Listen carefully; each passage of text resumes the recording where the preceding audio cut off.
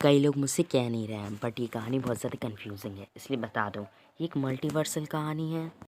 Steve, Sam, मिस्टी और Albert इसके main story के कैरेक्टर्स हैं। पहले आप हर एक वीडियो देखो तभी समझोगे, नहीं तो बिल्कुल नहीं। तो कहानी की शुरुआत वहीं से होती है जहाँ पिछली कहानी का एंड हुआ था। स्टीव पार्क में था और उसके पीछे हम लोगों ने एक शैडो को देखा था जो उसके मुड़ते ही गायब हो गई थी। इस पार्ट में हम उस परछाई के बारे में जानेंगे कि वो कौन है।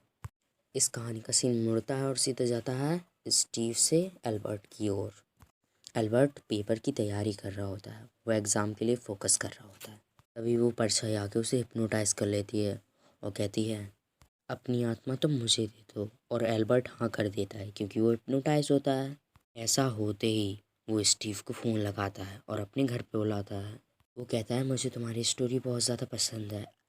स्टीव कहता है मैंने तो तुम्हें स्टोरी सुनाई नहीं। वो कहता है मैंने सैम से बात की थी। वो कहता है तुम एक ऐसी स्टोरी बताओ जिसमें सब कुछ हो, उसमें विलन पावरफुल होने चाहिए और वो मल्टीवर्स से रिलेटेड होनी चाहिए। तभी कहानी पास्ट की ओर मुड़ जाती है जहाँ पर इंसान ज़्यादा विकसित नहीं हुए थे और हेवन के देवता धरती पर राज किया करते थे। धरती पर एक ट्री था, जीवन का ट्री, जिससे लोगों को बुद्धि मिलती थी। इससे इंसान आपस में लड़ाई झगड़ा नहीं करते थे और अच्छे शांति से रहते थे। पर हेल का देवता यानी डेविल वो ये नहीं चाहता था, इसलिए वो उस ट्री को नष्ट करने की कई बार कोशिश करता है। वहीं हमें उस ट्री के पास 3 रक्षक को दिखाया जाता है। एक का नाम मिस्टी, एक का नाम स्टीव और एक का नाम सैम। ये वही हैं जो फ्यूचर में है। पिछली वीडियो देख लो, नहीं तो ये वीडियो भी पढ़ लेनी पड़ेगी। मिस्टी के पास स्नेक डीमन की पावर होती है, वो दोनों एंजल होते हैं। स्टीव और सैम रक्षा कर ही रहे होते हैं। मिस्टी थोड़ी देर नदी के पास जाती है। पानी के पास जाते ही अलग सा फील होता था, जैसे उसे कोई घूर रहा है। तभी हमें पेड़ के ऊपर वो ब्लैक शैडो दिखाई देती है। ब्लैक शैडो का राज हमें आगे पता चलेगा। अभी उस ट्री पे अटैक हो जाता है दानवों का। हम और स्टीव उसे बहुत ज़्यादा बचाते हैं। थोड़ी देर में वो सारे दानवों को मार के उस पेड़ को बचा लेते हैं। तभी मिस्टी भी वहाँ आ जाती है। वो लोग बैठे ही थे, तभी उससे कुछ लोग आते हैं। सैम को उनकी बेटी के बारे में बताते हैं कि वो कुएं में गिर गई है, वो उससे बचा है। सैम वहाँ से चला जाता है। स्टीव मिस्टी को बहुत ज़्यादा प्रेम करता था, बट वो उसे कभी इस बात को बता ही नहीं पाया क्योंकि वो एक स्नेक डीमन थी और वो एंजल था। मिस्टी भी उससे बहुत प्यार करती थी, बट अगर वो सबको बता देती कि वो उसे प्यार करती है तो स्टीव को सज़ा मिलती। वो दोनों पेड़ के पास साथ में बैठे ही थे कि सैम आ जाता है। सैम उन दोनों को चाकू से मार देता है। वो दोनों तुम्हारी हालत ही में थे। तभी सैम बोलता है मुझे माफ़ कर देना, ये सब तो गॉड ने मुझसे करवाया है। पर क्यों? सैम कहता है ये कहानी अभी की नहीं है, बरसों पुरानी है, मल्टीवर्स की।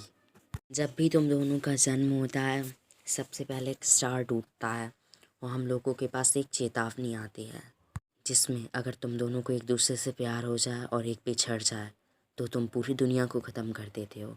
इससे मल्टीवर्स खतरे में भी आ सकता है, इसलिए हम तुम लोगों को पहले ही मार देते हैं और हर बार हम लोग ऐसा ही करते हैं। ये ट्री तो एक भ्रम है।